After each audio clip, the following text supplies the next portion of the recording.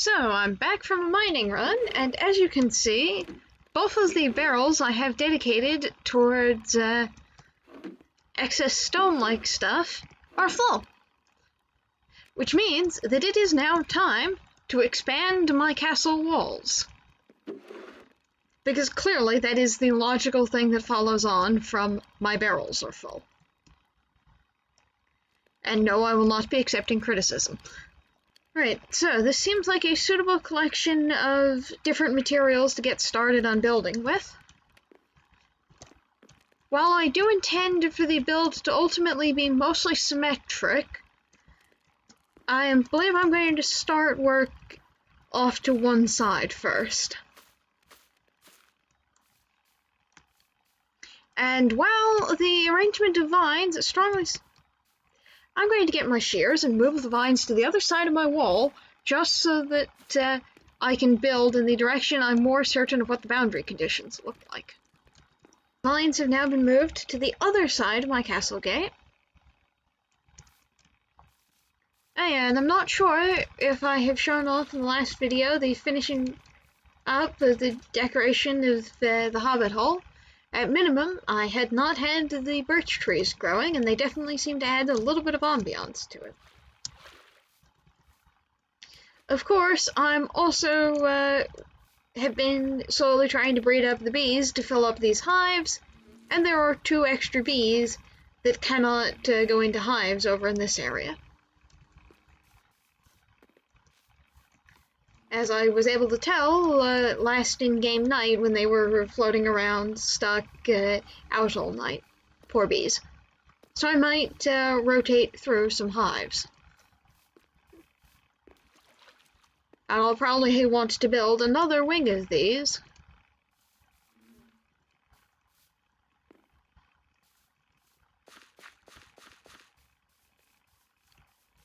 However, I need to stop getting distracted and actually start work on Operation Castle Gate.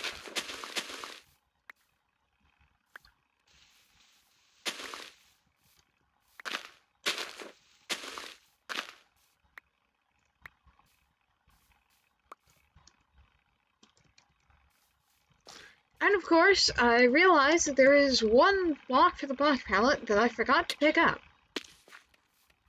Watch as I fail to ender pearl successfully. There we go.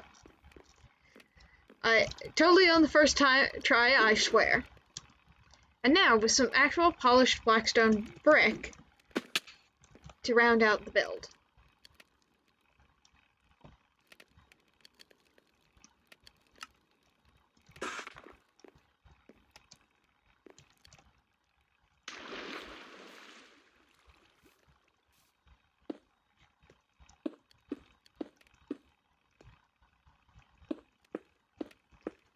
This, I'm pretty sure, is going to be fairly simple as a way of demarking space.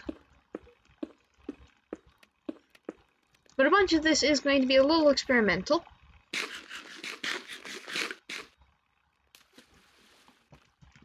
Oh look, an endermite.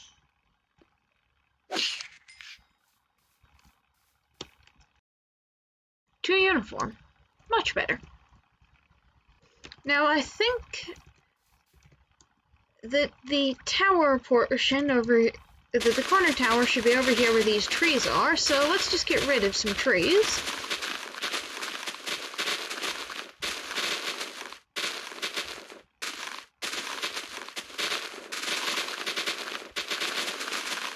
Worst case scenario, I can replant the trees later.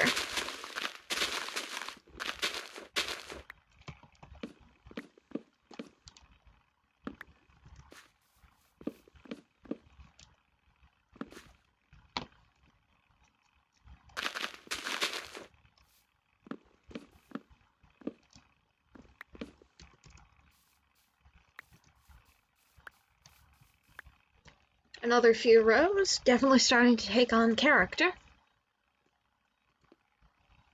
For someone wishing to try to replicate the sort of effect I'm going for with this wall, you might want to consider visualizing, say, Tetris pieces, like those 2 hiding in the wall over there. Since that helps give a feeling of veins of mineral through the pattern and helps unrandomize it in some ways. And this is now hitting the threshold where if I fall off, it's really hard to get back on. However, that's why I have ender pearls. And a convenient opportunity to clean out my inventory and restock, and set the smelters to smelting more glass. Be back in a few, and voila! Instant wall, just add editing. I wonder how that's going to look from below. Doesn't look too bad, especially if I continue up with the theme of that being a water element. And for my designated viewing area down below, I think that framing of wall works. Certain of what exactly I intend on doing with the tower, which is why I haven't brought the blackstone pillar across, but actually, I think in the interests of symmetry, figuring out what to do next to that roof would be easier if I had a clue what I was actually doing.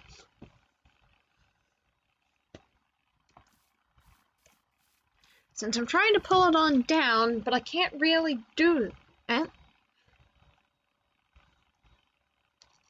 with copper accents, because the copper accents aren't a full block height.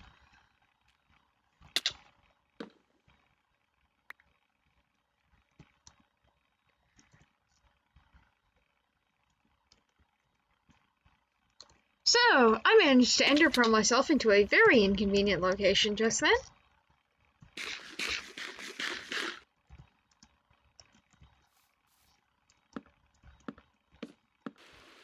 And due to an unfortunate case of my footage not actually being recording when I thought it was, a bunch of my original creative process was lost, and thus I must simply present to you something close to the final version of what my corridors are going to look like.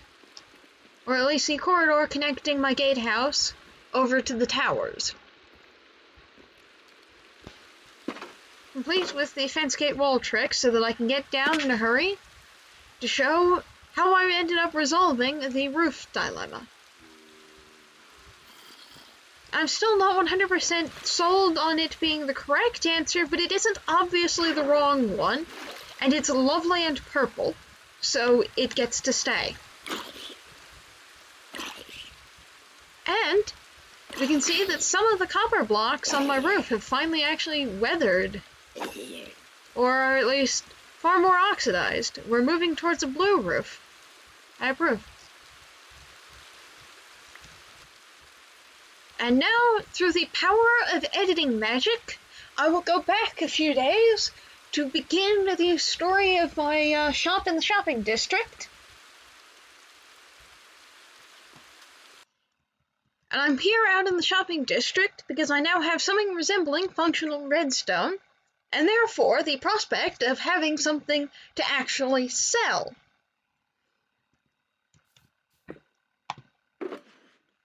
Now, a bunch of this is for making the shop, but I am going to be actually selling things as well. I did not think through how I was going to floor this, but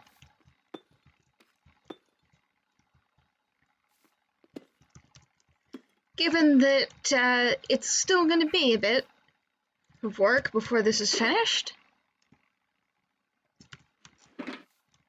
However, I did have a design in mind for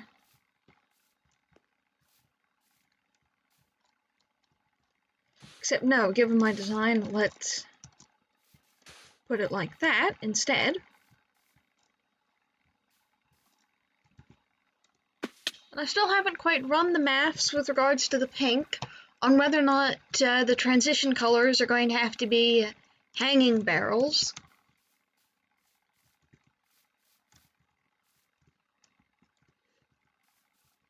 Or whether I'll have it long enough.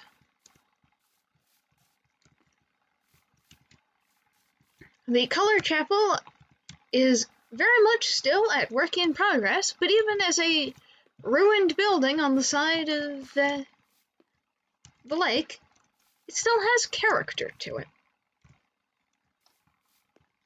Hmm. 1, 2, 3, 4, 5. No matter how many times I count that, it's still the same number.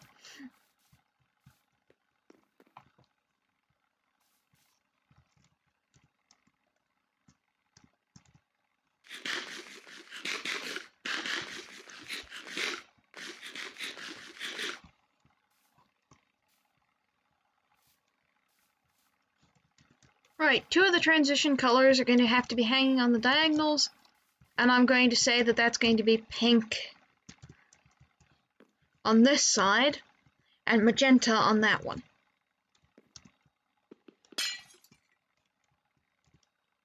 And that was my wrong pick. Damn it, I miss having netherite for color coding.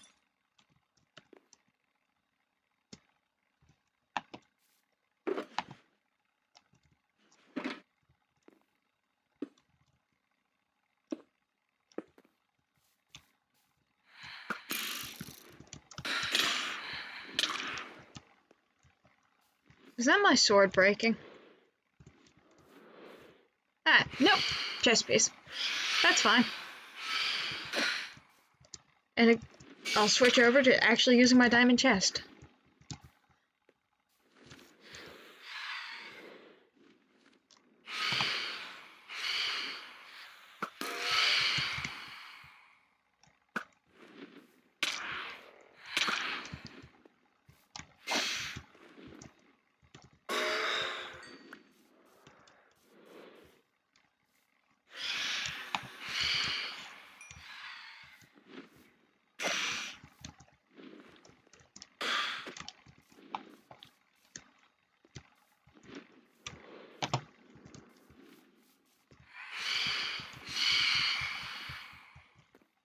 And the reason I don't sleep and get rid of these phantoms is that I'm part of the No Sleep Club, formed by one of the other members of the Ravine crew. And I'm not quite certain on the exact specifics of the goal here, but we're trying to kill a whole bunch of phantoms. I'm considering a good first order approximation being trying to kill 100 phantoms per person, just because there's an achievement for that. On Titancraft. Titancraft has some unique achievements. Look at this shot. Isn't it neat? My collection clearly isn't complete, but this was a shop off to a good start. It's already made some sales, and yet I'm about to pack it up because location, and that is not a good front entrance for my shop. That could be, but we're still way out in the back end of nowhere in the shopping district, and I had it pointed out to me a 3 plot over that side of the shopping district, much closer to Swan, and probably more visible. And thus, time to pack this away.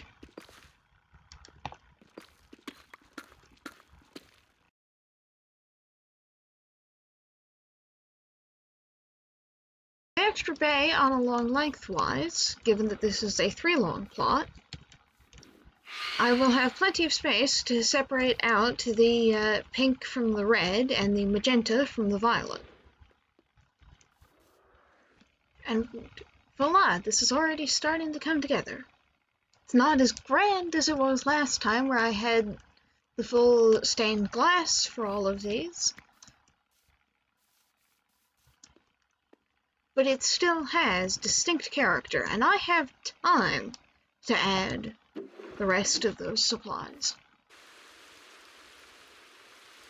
You see this here box hiding in this here chest? Damn near gave me a heart attack, because I went looking through my inventory and it wasn't there, and I went looking through all the places it would have been and it wasn't there.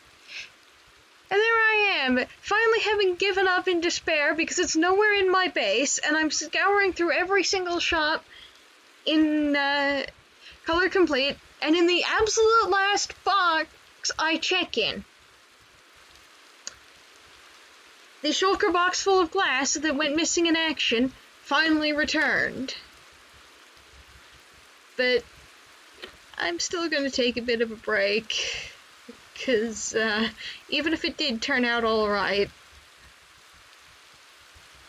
I don't like it when my shulker boxes go missing. Even if it's my own fault.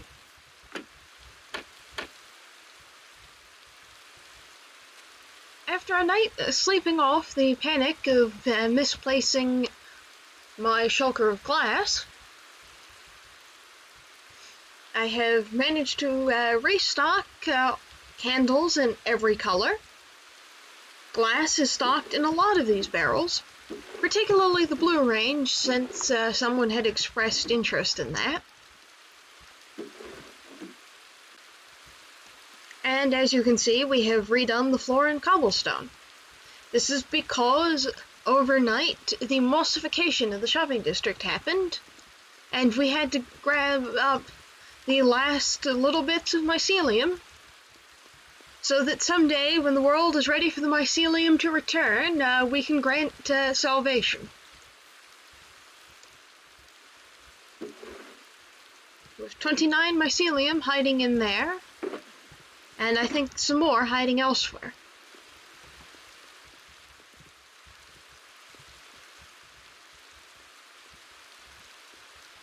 And continuing to sleep on it,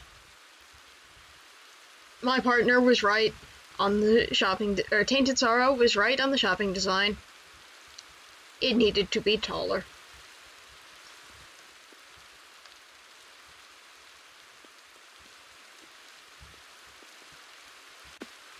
I'm here working on expanding the stained glass windows.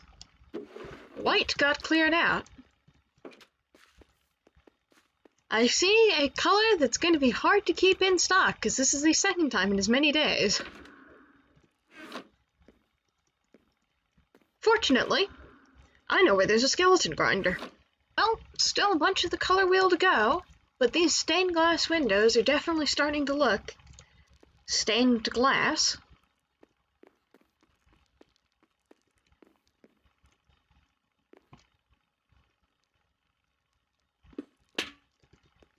Let's remove these lantern pillars, since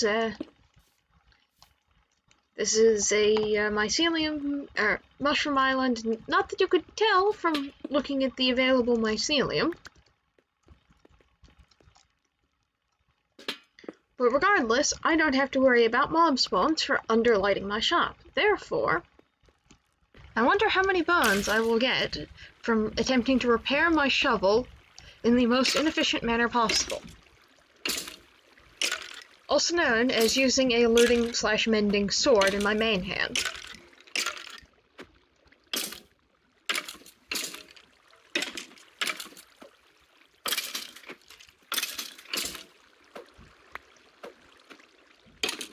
It looks like the answer to that question is 3 and a bit stacks of bones, which ought to keep my bone meal powered flower farms running for at least a little bit.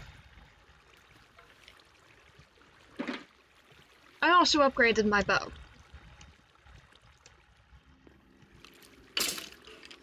And while I monologued, more skeletons fell down.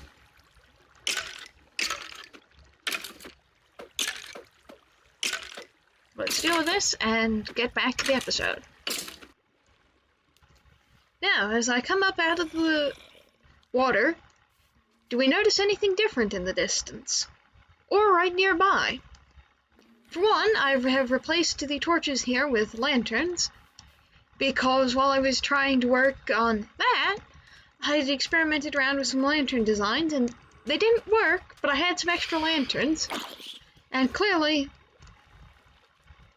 those copper stairs were in want of a lantern.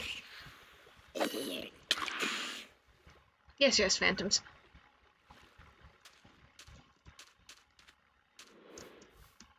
And since the universe did not want me to explain any of how I got to this arch, due to deleting an awful lot of footage never actually happening because my recording software crashed at around 5 seconds into the video, when I was filming this earlier,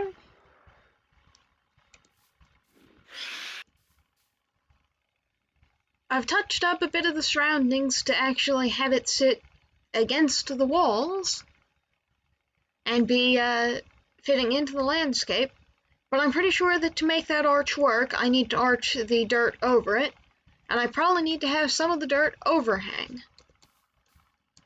In fact, I probably need to have the stone come up all the way to the arch level.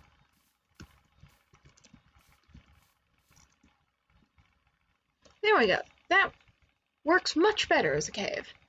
I'm going to have something hanging off of that, but especially to carry the green on forward, but that makes it sit much better into the hill, I think.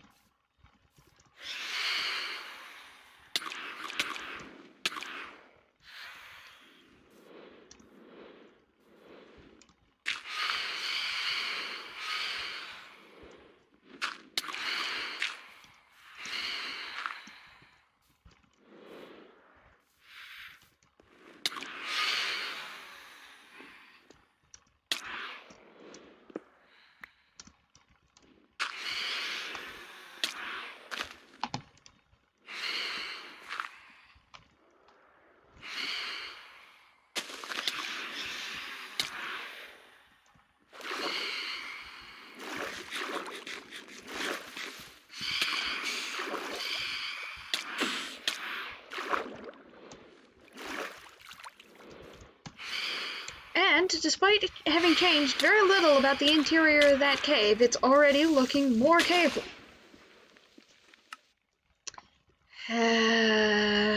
Slash sigh.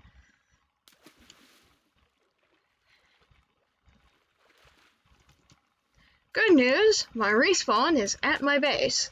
Bad news, the creeper blew me up at my base, and now there is this massive crater, and I was already having inventory problems.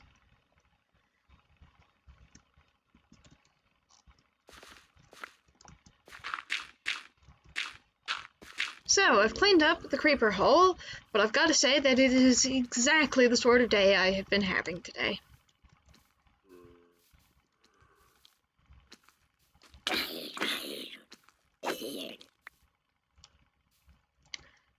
I think I want some of that to be rooted dirt, to which the easy trick is to just grow some azalea. Probably also want to have some of that be moss, but I can figure that out later.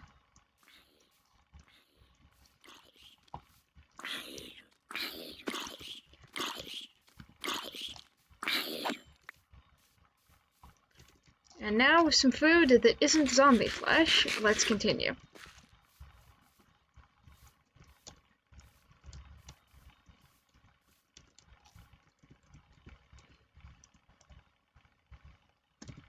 And let's also light up that cave, because I don't really want to have mobs spawning while I try to figure out how to solve my lighting issue. Because I don't exactly want to just leave torches scattered on around as my long-term solution, but I don't have a good answer right now for what I want to do. Just on the negative, I want to do a little bit of a tour of with shaders on of the things I have accomplished this episode. And possibly just take a look-see to see how it looks with my shaders. Which would be easier if it weren't raining, but I work with the episode I am given. And the rain does add a cozy little atmosphere.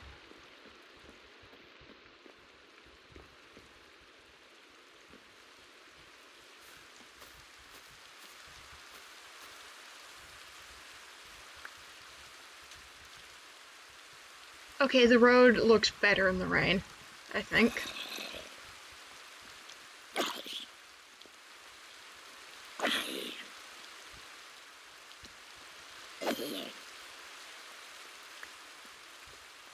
If I get jumped by another creeper while I'm filming this, I will be so annoyed.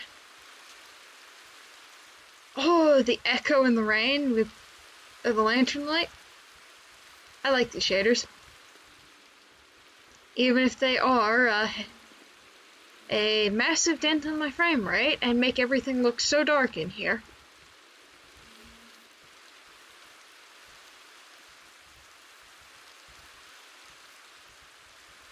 And why do spiders glow in the dark? But that cave looks inviting. And just a little bit glowy in the night. Which is around where I wanted it to be. Though I do want the interior to not have as many lighting, to have a long-term lighting solution, which is still going to be a thing coming.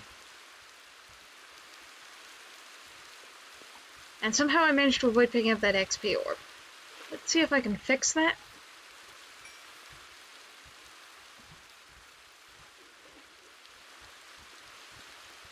And from down here at ground level, looking on up,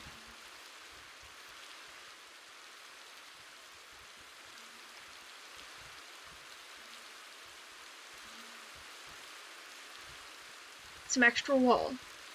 And that's everything I did on my base area, but I also did some work on my shop in the shopping district, and through the magic of editing, I shall away.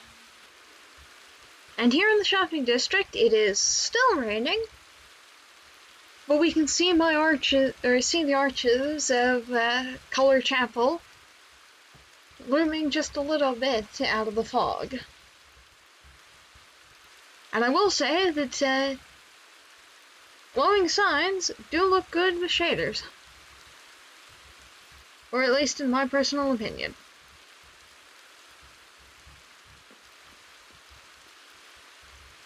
I hope that the stained glass will look better when it's not raining. That I'm sure, worst case scenario, I can find other shaders that make it work. It seems someone wanted orange.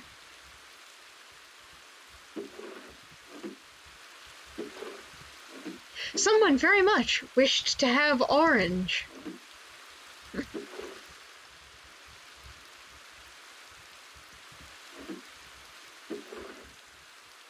So, I will need to restock orange. With the rain gone, it seems that these shaders simply do not quite agree with my stained glass design. But that's fine, because it still looks lovely.